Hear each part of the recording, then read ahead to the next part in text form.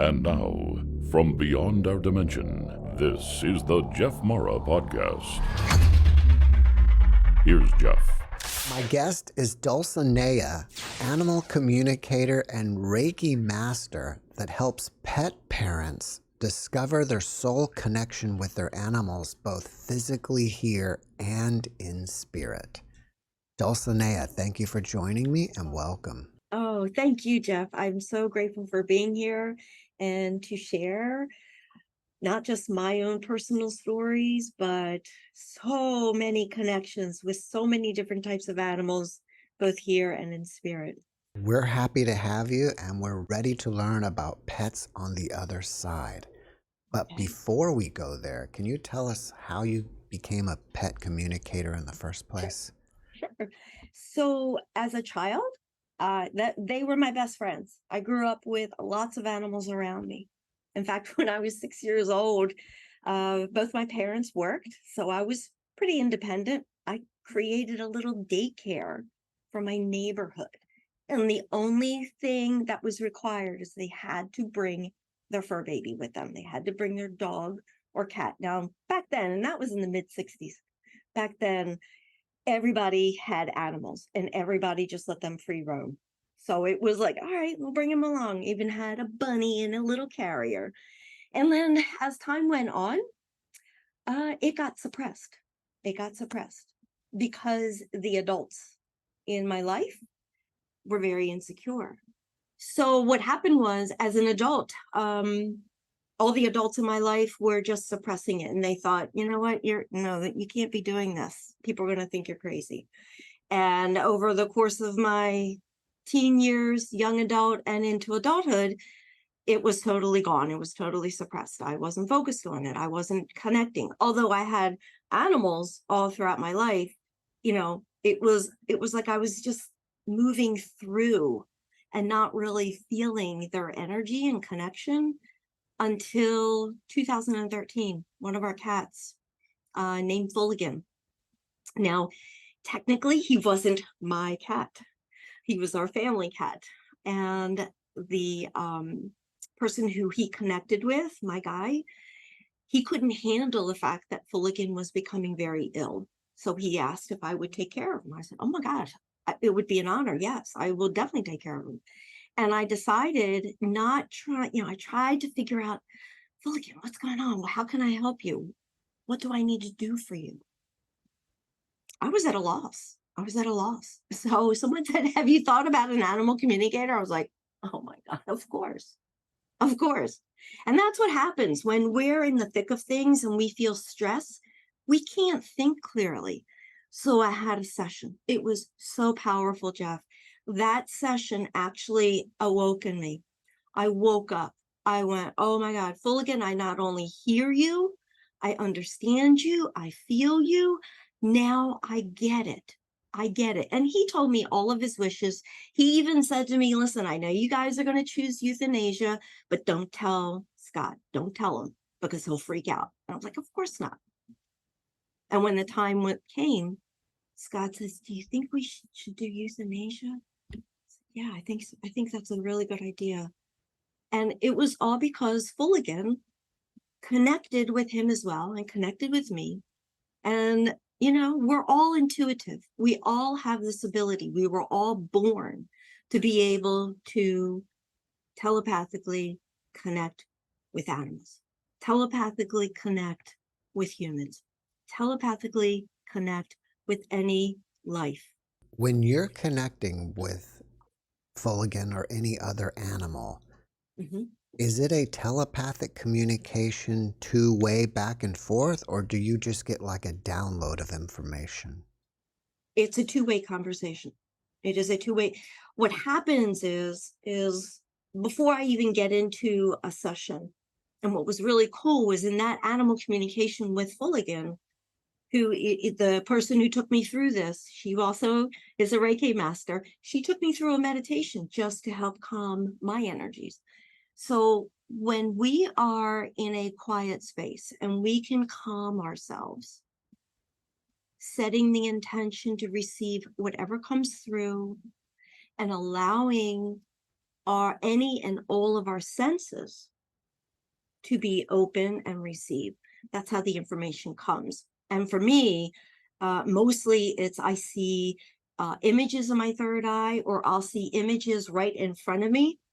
I'll hear words. I'll see words or sentences. I'll see geographically, oh, that's your backyard. That's where you were, walking around. Okay. Oh, you love the beach. I love beautiful beach scene. So I will see, feel, smell even. I'll even once in a while I'll taste. The other thing that happens is I not only will I feel in my heart, that all knowing, but I will also get sensations in my body. For example, one of my first clients, I connected with Remy, the snake, and immediately my right arm started extending.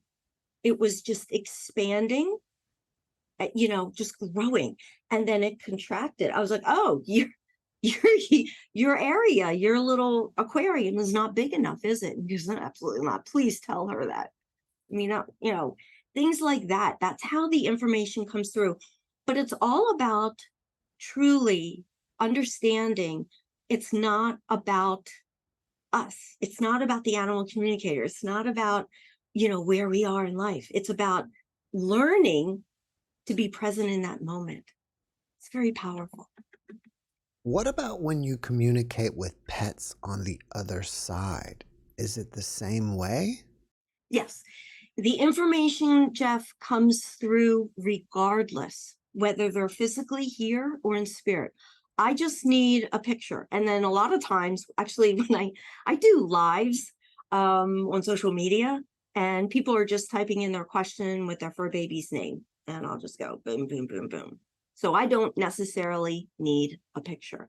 But when I'm doing a full reading that, where my clients are paying for the reading, I will have their picture and I will spend the time that I need to spend with them so that the pet parent, the human, can have a better understanding of where their animal really is and the life lessons that the animal wants to share with them and show them. And this is regardless if they're in spirit or physically here. And the animals that are in spirit, oh, it's powerful because the first thing they tell me is, please, please tell my human I'm right here. Didn't they see me in the dream last night? Didn't they hear me? Didn't they feel me rub up against their leg? Don't they feel me when they're sleeping and I'm sleeping right next to them? And when I get back, I share this with the human. And as I share this with the human, they're like, oh my God, I thought I was crazy. Or no, that was them. Oh, it just opens their heart more, Jeff, so that they're not grieving as long.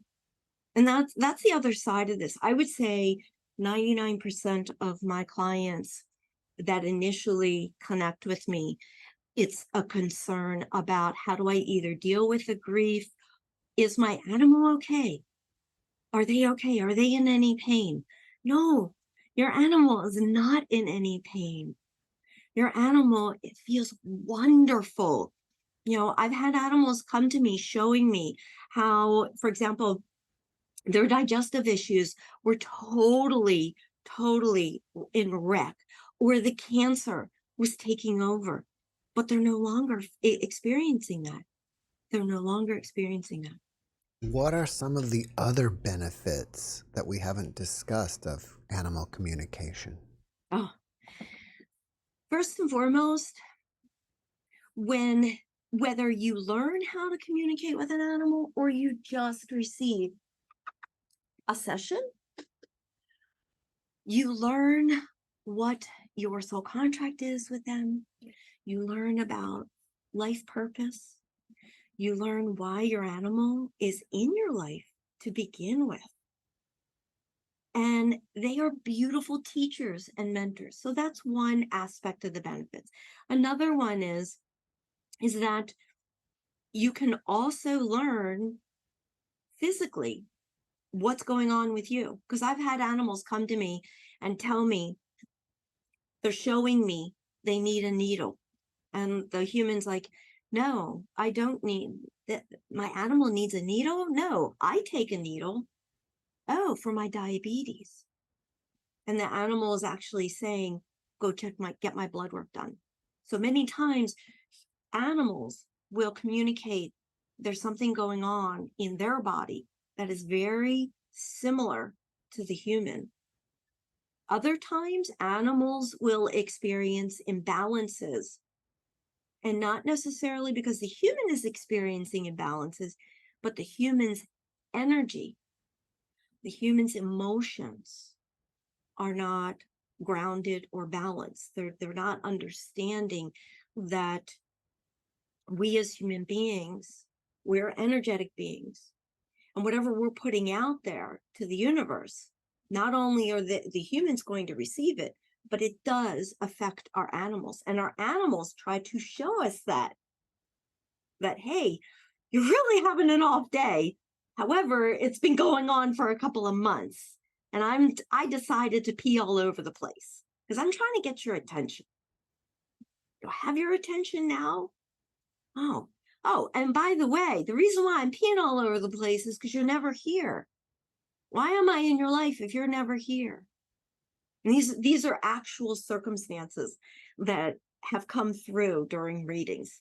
You mentioned contracts, Yes. and I was curious, are animals making soul contracts too, just like we do? Yes. Yes. Animals come here. Animals incarnate and reincarnate for the same purposes that humans do. Remember, before we as in these human bodies come into these bodies, what are we? We're energetic beings. We're at that soul level. We're at that dimensional level. Animals are the same. They come in because they want to experience certain life experiences here on Earth. They also agree with their humans or human. It could be more than one human. It could be just one human. I agree. I will be willing. Now, this is a tough one, everybody, so no judgment. But animals do understand before incarnating in that soul contract, they agree to be abused if that is the circumstance that they would like to experience. But they're not just doing it because they want to experience it. And you're going to say, well, why would an animal ever want to experience? Remember, we're talking about soul contracts, conscious state before physically carnating into a body. So when the animal carnates into the body, just like the human in the soul contract, they don't like get, we're not born and immediately go, okay, my life experience during this pathway is to experience horrific things. That doesn't happen. But it's all created and programmed in that soul contract. And it's to help the human either deal with past karma, or the human has chosen, I've had such amazing previous lives. I really want to experience that human experience, that earthly human experience in that 3D world of being on the other spectrum of the not so good life. And it goes both ways. It goes both ways. Do you think animals will reincarnate as the same animal for eternity? Like cats will always be cats, or do they ever change species? I love this question, Jeff. Thank you. You're welcome. It truly is individualized. It truly is individualized. Cats can come back again as a cat. They can come back as, I have my own personal story with that. But cats can also come back as dogs, horses, or an animal can choose to reincarnate back as a human, or a human can choose to reincarnate as an animal. I am a firm believer that there's no no's. There's no one way, because, we're all dimensional beings. And before we're incarnated, we're that beautiful seed, if you will, that's totally conscious, not experiencing pain, not experiencing trauma, because we're not of body until, of course, we're carnated here. And actually, reincarnation is very real. If humans still need to learn a life lesson with a particular animal, and the animal feels, yep, it's part of that soul contract, I am coming back, they will come back. Can they come back as the same type of breed? Absolutely. Can they come back as a different breed? Absolutely. My childhood cat, not Fulligan, but Midnight. I loved Midnight. And Midnight, he was a very feral cat. He never attached to anyone except for me. And he would only sleep in my bed. And when he was in the house, everybody would be like, get the cat out of here. Okay. He only stayed with me for about 2 years. And about 8 months ago, one of my social media followers, who's now a dear friend, I was actually doing a reading, a live. I was doing a live reading, and I saw her name pop up.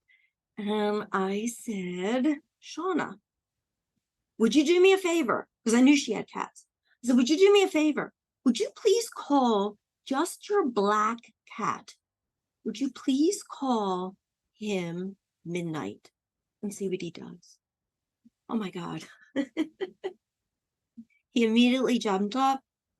He immediately loved on the phone. I said, that's my cat. He reincarnated for you, Shauna. I am so happy. It was powerful. It was powerful. She sends me videos. I'll drop them in the comments section. She sends me videos now every time I go live. Midnight's always there watching. How soon after a pet crosses over can you contact it? Immediately. Immediately. I know some people feel, oh, I've got to wait until I can really, gather my thoughts, or there's a process. Here's the process.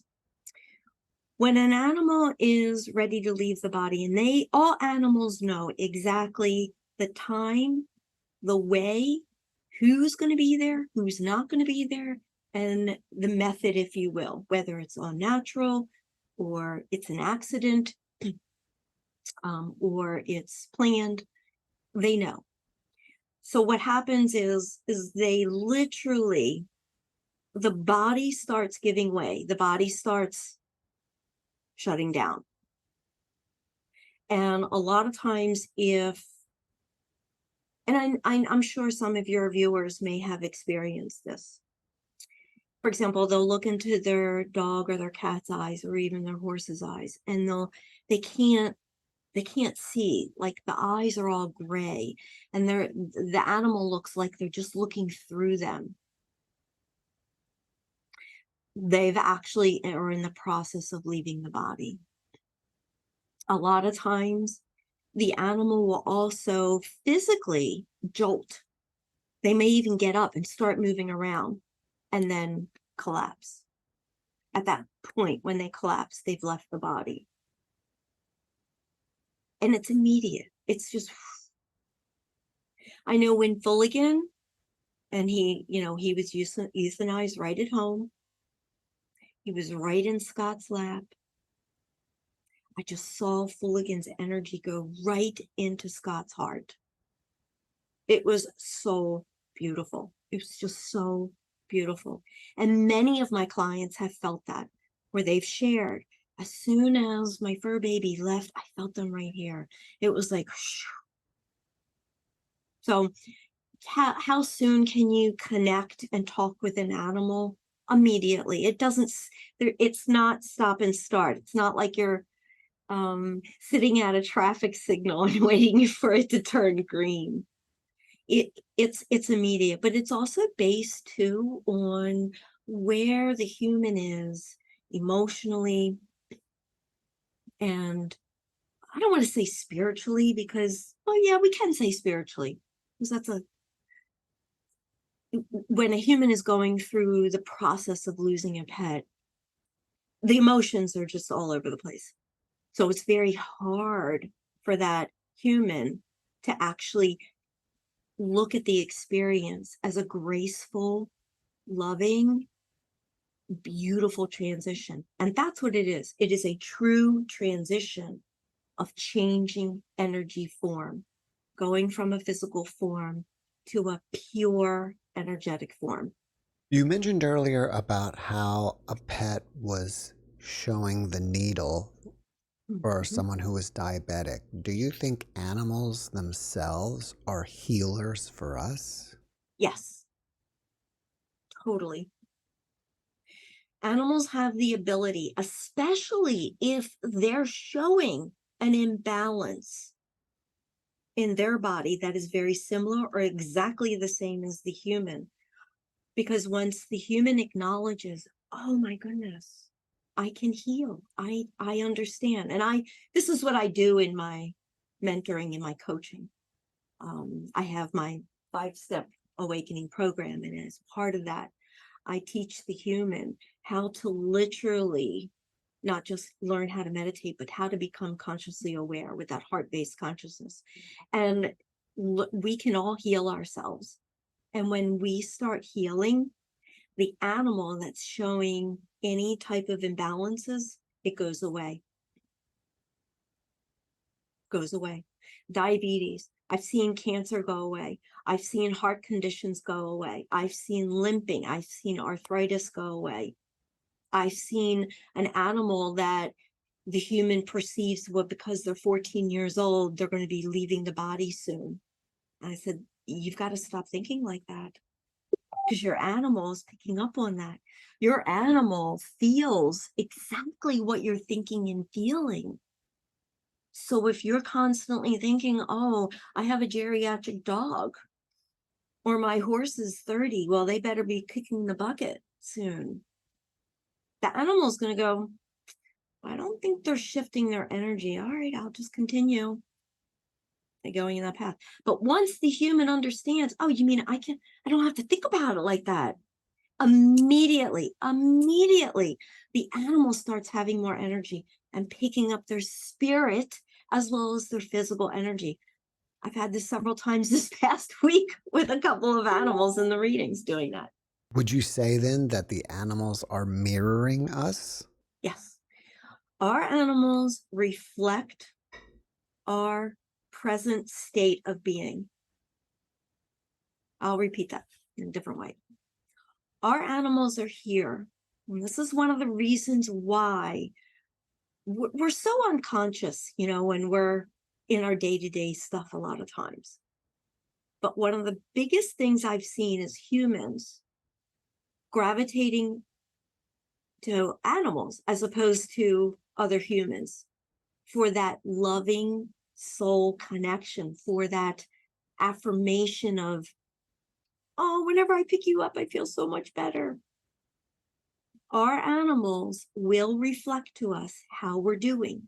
If we're doing great, they're doing great. If we're having a really bad day, what do? They come and keep us company. They love on us.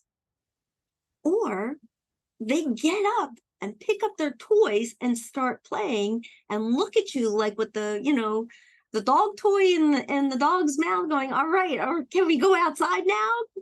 Let's get outside. You're going to feel better.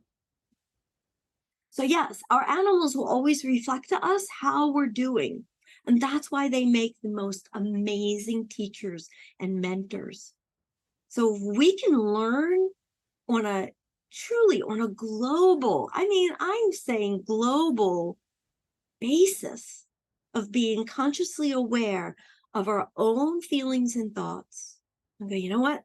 That's not a really good vibration. That's a frequency that's keeping me feeling icky. I don't want that anymore. Oh, and by the way, my cat is constantly, scratching and gnawing at me or hissing at me. Oh, you're trying to tell me that. Yes.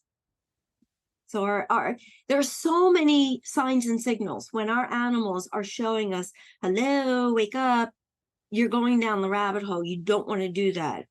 Oh, you want me to constantly bark at nothing that you can't see out of the window, but I'm going to keep barking.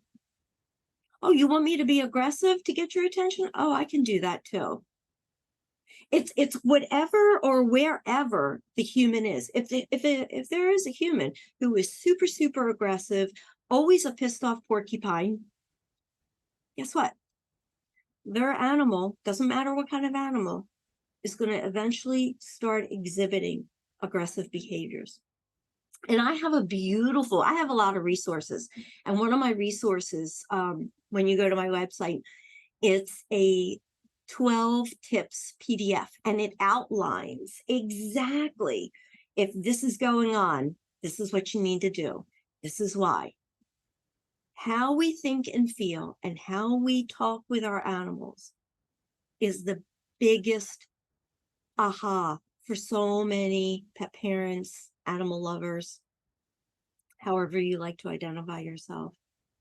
And again, one of the biggest reasons I've seen humans gravitate to animals more so than chilling out or being with humans is because animals vibrate at a such higher frequency than humans do. Animals live dimensionally. Animals are always in the present moment. Well, Animals come from unconditional love. aren't there some people who connect with animals and not humans? Yes. Yes. And that's why I really want to get my message out there to help them, because they're still going to have some life lessons to learn, not just with their animals, but their animals are initially going to show them certain life lessons about judgment. That's huge. That's huge. Judgment and learning to love ourselves first. If you can love an animal, you can love yourself. If you can love an animal, you can not only love yourself, but you can learn to love the human race. And that's what is needed. And I really believe more and more are awakening to this. They're awakening to that heart-based consciousness of understanding. That's why I have so many animals in my life. But now I'm willing to get out of my comfort zone and learn more. Learn more about me and learn more with my animal guiding me. Do you think animals choose who they want to bond with? Absolutely. Absolutely. I'll give you a great example. Right now, we have 6 amazing cats in our home. Do all the cats, are they all bonded with me only? Ooh. Mm-mm. I have one cat, and I say I have. Really should rephrase that. We live with. One of the cats, Shiloh. Oh my goodness. She was and is connected with Fulligan. They're still connected. And that's the other thing. Our animals in spirit are always with us, and they're connected with our fur babies that are physically here. We're called zoomies. My cats have zoomies all the time, and I can't keep up with all the animals in spirit that they're having it with. But you will notice one animal will show a little bit different attention. It's not more or less. We think in terms of how much time we live in time. We live in that slow motion time, right? And we think, oh, one cat spends more time with another human. That cat must be that human's cat. But take heed to this. It doesn't mean that you, if you're seeing that in family or friends, that you won't learn something from that kitty cat. Like Shiloh, she's with me every morning when I'm meditating. So what is it? Is she sharing with me? Absolutely. But that's something she needs in my soul contract with her. She needs that quiet space. She needs that safe, nothing to be asked of her. And that's every morning she's there. And then she goes about her day. That's just an example. So we can have animals in our life, and they can have multiple soul contracts with multiple people at one time. I don't think you're going to be happy with this word, but it is a common subject about people and pets. What are your thoughts on training pets, especially dogs? You love this question. I think that for the human and the animal, if it is a right fit and they see a transition, they see a change for the positive, and it's done correctly, because there are so many different types of animal trainers out there, it's fine. It's fine. But I've also seen trainers who don't even address energy. They don't address with the human. They don't educate the human where the human is with their energy. They're only looking at the animal, in this case, a dog, and it's the dog's problem, and the dog has to be fixed. I disagree with that. I believe it's both.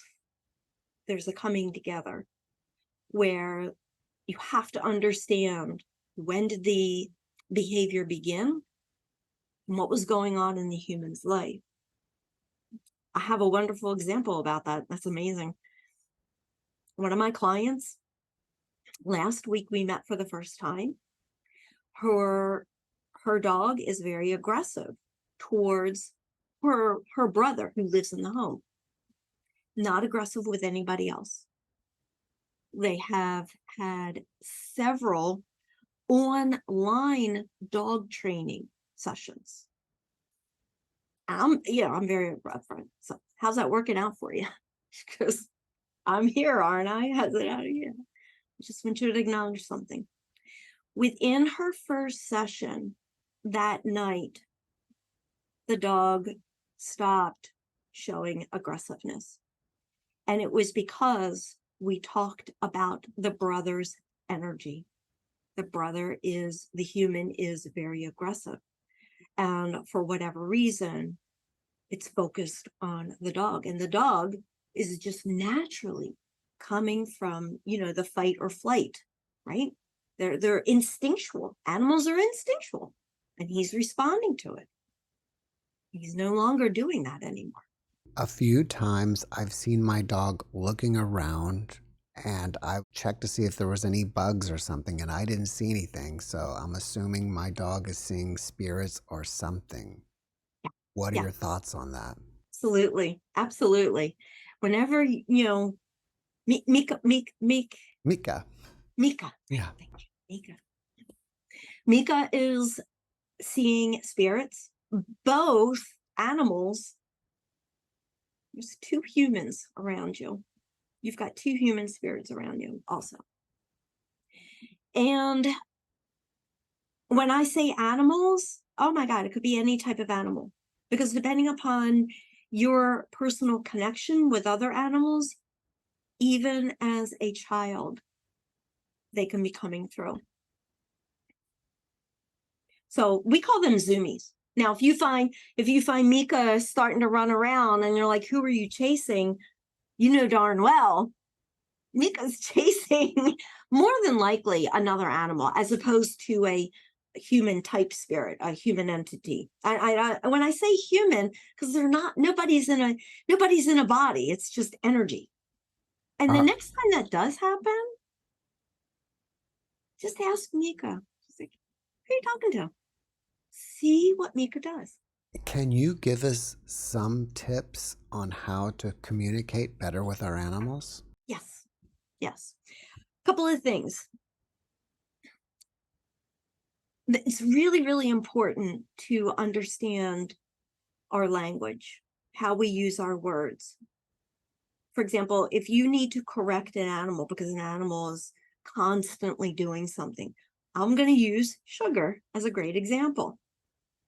Sugar is constantly going into the cabinets. I'm like, Sugar, instead of me saying, Sugar, don't go in the cabinets, because he can open them up, I now say, Sugar, if you want to open up the cabinets, fine, but then let me get what you want out of there.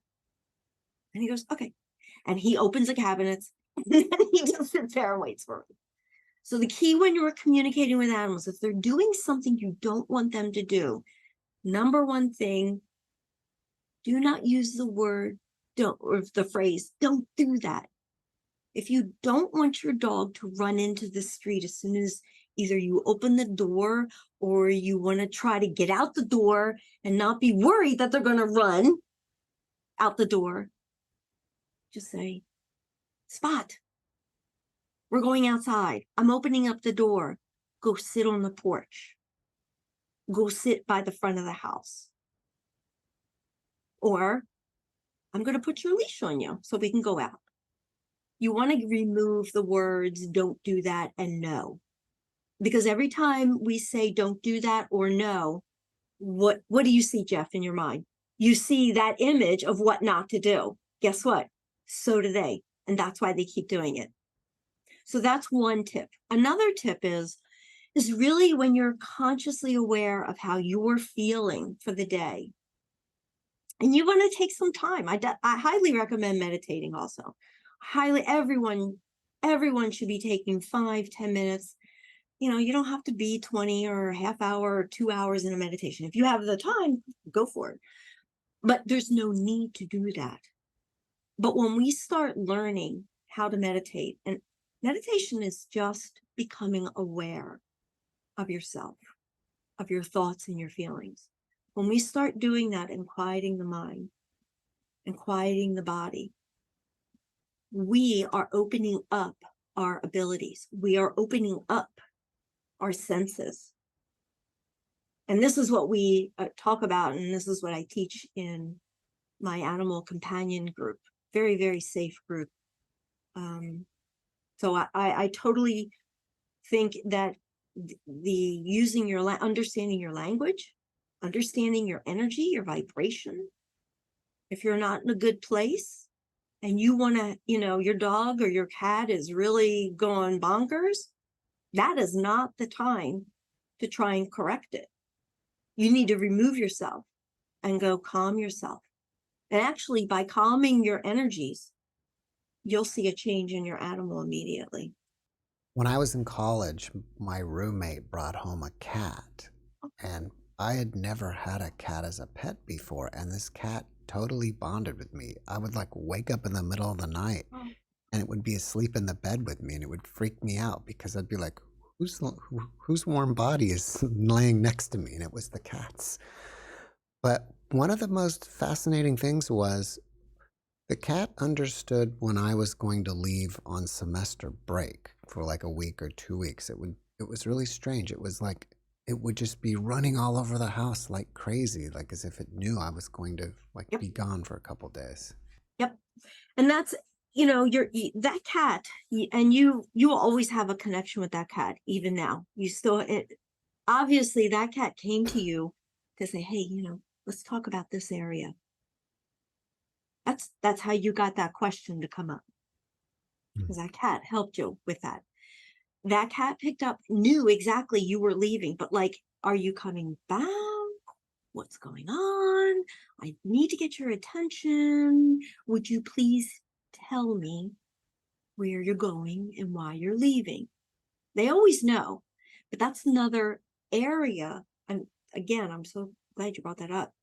This is a very, very important area. Anytime we need to go somewhere, whether we're traveling long distance for a long time or 2 days or a day, and you don't tell and share with your animal what's going on, who's taking care of them, when will you be back, what will you be doing when you are away, and even communicating telepathically while you are away. Hey, I'm just checking in with you. How are you doing? Or you could do it on the phone, whoever's caring for the fur baby. I do that. It's very, very vitally important because the animal will actually get upset, be confused, and or develop behavioral issues. I had a client, she called me and she says, why is my dog staring at me and won't come near me? I said, you went away, right? You didn't follow those steps I gave you. Oh, I forgot to tell them. That's why. He's upset with you. And here's how to fix it. You sit down with him right where you are. Do not ask him to come to you. Just sit on the floor, explain to him where you went. That's your home. And if you go away again, you will tell him. And she did that, and he immediately came to her. You know, we all have this ability to talk telepathically as well as verbally correctly.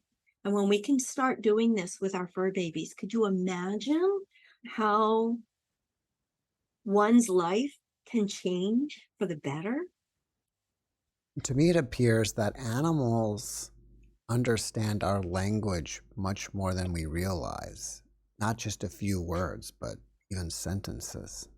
They understand 100% because even if they're, well, I don't know what an encyclopedia is, but I know what a book is because I see that image in my human's mind.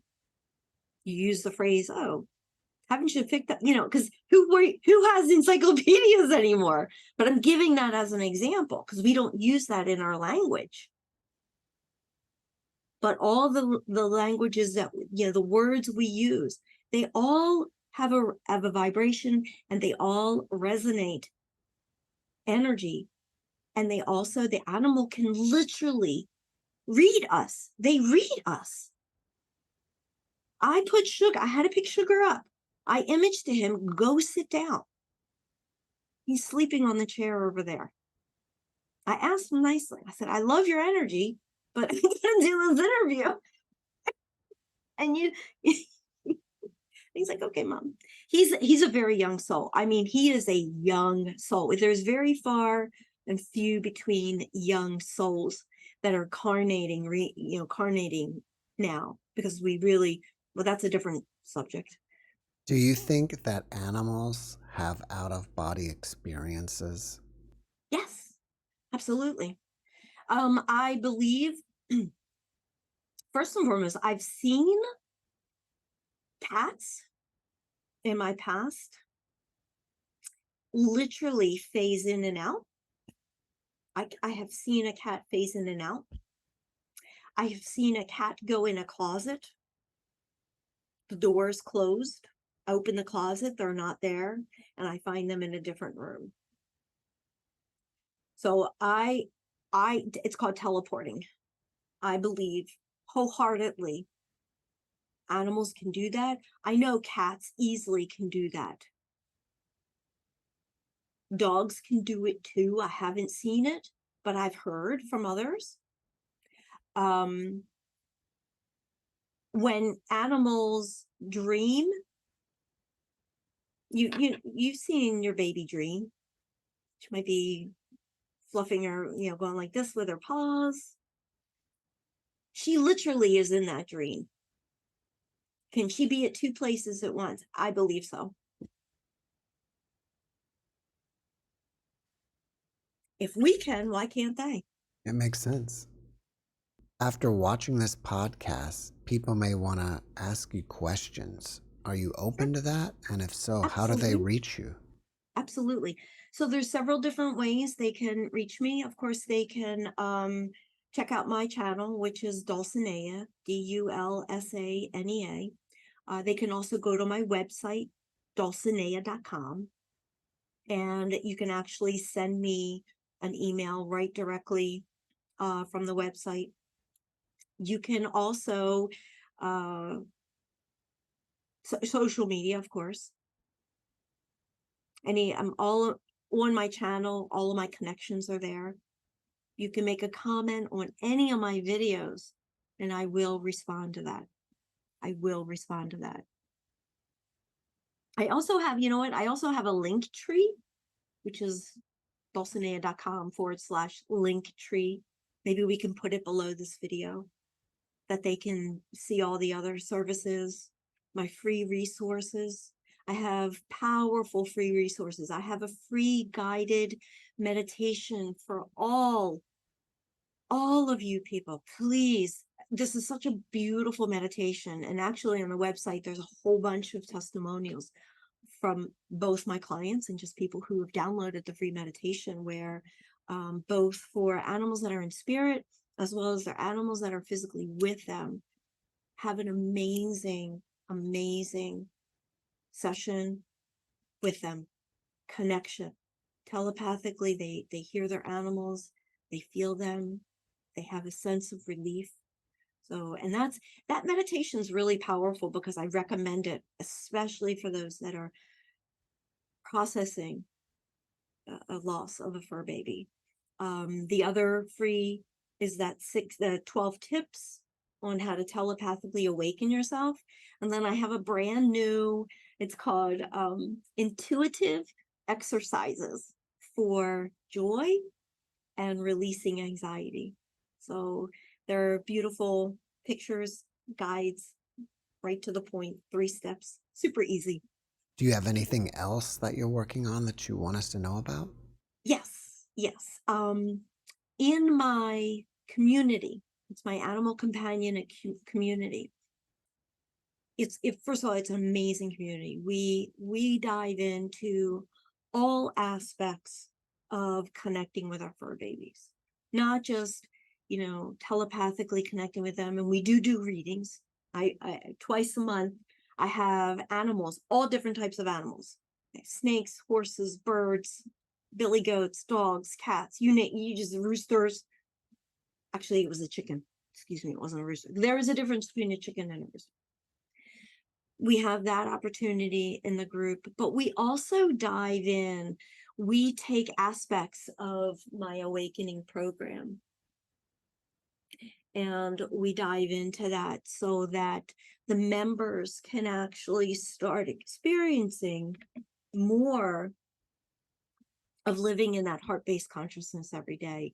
And we take a lot of time talking about pet loss as well as behavioral issues, because we have Q&A. Each time we meet, I open up with Q&A because I want to address whoever is there on that live meeting. What questions do you have? What's going on? Let's dive into it. We also do Reiki. Yesterday, was it yesterday? Yeah, yesterday I took everybody through a Reiki meditation, and we do a lot of practicing of meditation. We do a lot of practicing of the using one's intuition as well.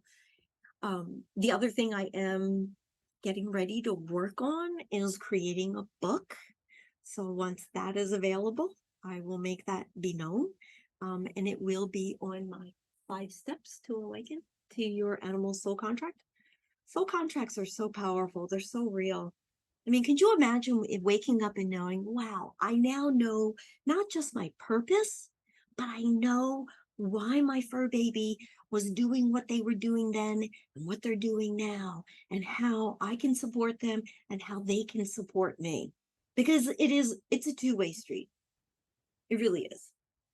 Dulsanea, before we finish up, can you leave us with one last positive message? Yes, I would like to do that. Your animals, your pets, your fur babies are pure, loving energy. They are everything that you know in your heart of all hearts is why you are alive. And they are here to help you awaken to feeling good about yourself. They're here to help you with that. They're here to help you learn to live in the present moment. And that's powerful. And one more thing. Even though we think we do things the wrong way and we feel guilty about it, and we carry that with us, they don't want us to feel guilty. They want us to learn. They want us to shake it off, like a horse shakes off the flies. Shake it off. Okay, what can I learn from this? They don't want us to be burdened with all these emotions that keep us locked in to the 3D world. They keep us locked in to being unconscious. That's why they're here. That's why they're so powerful. They are dimensional beings. We are dimensional beings. And we need to start living like that. Dulsanea, thank you for your message and thank you for being my guest. Oh, thank you so much, Jeff, and thank you. And I look forward to anyone that has questions for me. Thanks for watching the JeffMara podcast. I really appreciate you. Another way to show support is through YouTube memberships. And if you do, there are loyalty badges and other perks depending on your level of membership. All you need to do is click the join button underneath the video to find out more. Thank you for your support.